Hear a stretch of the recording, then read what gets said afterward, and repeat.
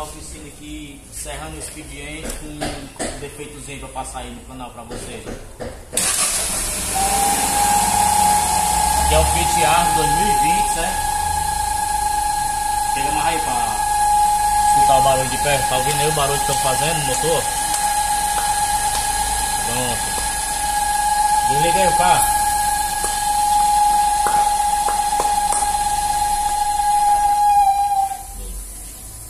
Só o diafragmazinho, gente, ó, rasgado, ó. Barulhozinho. Fica mais uma dica aí pra vocês, certo?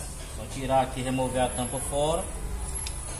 Trocar o diafragmazinho. Coloca uma vaselinazinha quando for fazer a montagem.